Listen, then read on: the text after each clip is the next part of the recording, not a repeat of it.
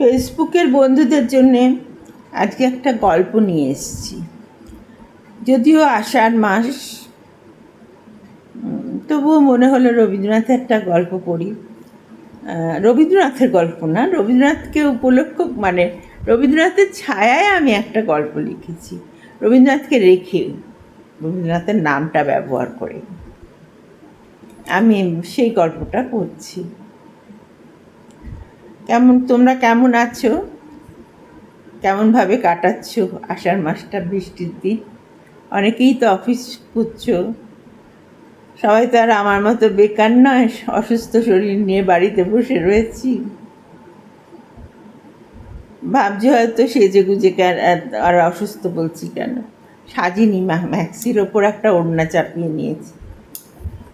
আর টিপটা আমার মেয়েরা বলে যে নিজেকে অসুস্থ দেখাবে না, তোমার অসুস্থতার ভাগটা কেউ নিতে পারবে না, কাজে সেজে গুজেই বসবে, তুমি যেমন তুমি তেমন। তোমার কষ্টটা তো আর কেউ নিতে পারবে না, তোমার কষ্ট তোমার, কাজে তুমি যেমন সেজে গুজে বসো সেরকমই বসবে। তাই আমিও একটা টিপ, একটু কাজল করার চেষ্টা করি।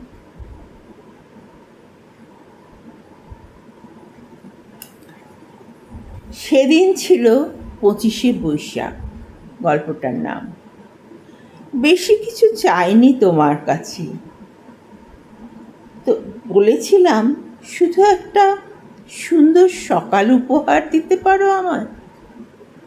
রোজ সকালে খবরের পাতায় কী যে পড়ে যাও বুঝি না, কখনো তো বলো না চায়ের কাপটা নিয়ে আমার পাশে একটু বসো না, কখনো তো বলো না তোমার গাছের ফুলগুলো খুব সুন্দর। আমি তো এইটুকুই জানতে চাই, এটুকুই শুনতে চাই শুধু। মুখ গম্ভীর করে কাগজের পাতা থেকে মুখ না তুলেই চায়ের কাপটা হাতে তুলে নাও। তারপর শুধু বলো তাড়াতাড়ি বেরোতে হবে আমায়, অনেক কাজ পড়ে আছে অফিসে। আর হ্যাঁ, লাঞ্চটাও একটু বেশি দিও। আমার জিনিসগুলো সব গুছিয়ে সামনে রেখো, শুধু হুকুমের সুরে কথা বলে যেতে। তুমি ক্লান্ত হয়ে যাও না?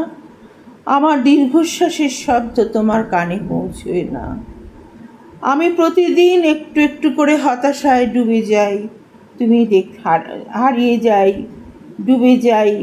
আমার প্রতিদিনই সকালবেলা বিকেলের স্নিগ্ধ গোধূলি আস্তে আস্তে মিলিয়ে যায় নীল আকাশের বুকে।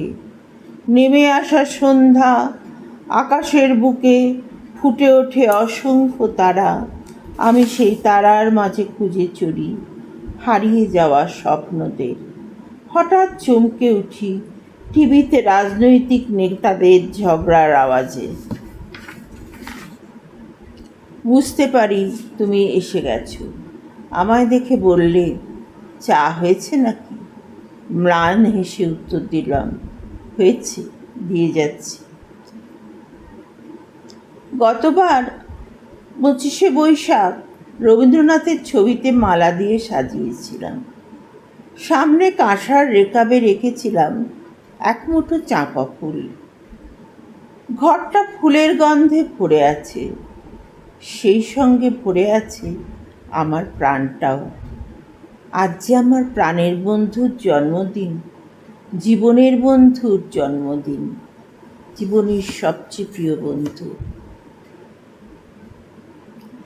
মনে মনে গাইলাম, তুমি রবে নীরবে হৃদয়ে মম।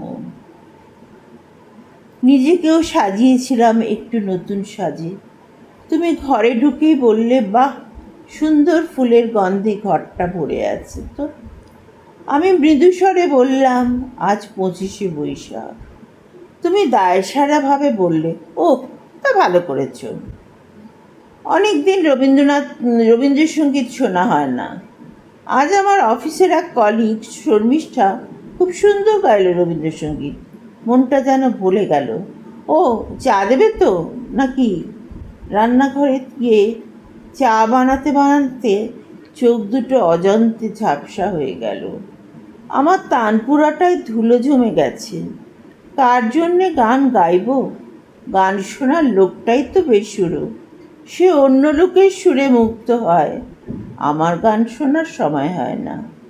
চায়ের কাপটা তোমার হাতে দিতে তুমি একটা চুমুক দিয়ে বললে, বাহ, খুব ভালো চাটা তো, কোন পাতায় করলে গো? আমি উদাস হয়ে উত্তর দিলাম, যে পাতায় রোজ করি। আমি আমার নিজের ঘরে ফিরে এলাম। কানে আসছিল টিভির তীব্র শব্দ, রাজনৈতিক রাজনৈতিক নেতাদের একঘেয়ে কচকচানি। আমি দরজাটা ভেজিয়ে এলাম। ভেতর থেকে কে যেন বলে উঠল, মনের দরজাটা ভেজাতে পারবি কি? না, সত্যি তা পারবো না। তবে শুধু শুধু ঘরের দরজা বন্ধ করে লাভ কি? এই তোর ঘর, এই নিয়েই থাকতে হবে। যেটুকু পেলি, ওই যে বললো চাটা সুন্দর হয়েছে, ওইটুকুই তোর পাওনা। তার চেয়ে বেশি আশা করা ভুল। আমি তবুও এক চিলতে জানলার ফাঁক দিয়ে আকাশটাকে দেখতে চেষ্টা করি প্রাণপণে। আমার আকাশটা বহু দূরে চলে গেছে। তবু গুনগুন করে গেয়ে উঠলাম বহুদিন পর, যখন জমবে ধুলা তানপুরাটার তারগুলোয়, তখন আমায় নাই বা বনে রাখলে, তারার পানে চেয়ে চেয়ে নাই বা আমায় ডাকলে। কানে এলো, কি গো, খেতে দেবে নাকি? আমার সুরটা কেটে গেল, আমার সুরটা কেটে গেল।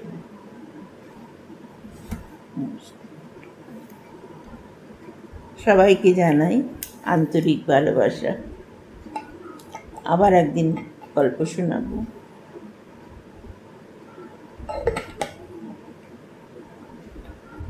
বন্ধুরা, তোমরা সবাই খুব ভালো থেকো। যারা ছোট তারা রথযাত্রায় বাচ্চাদের নিয়ে আনন্দ করো।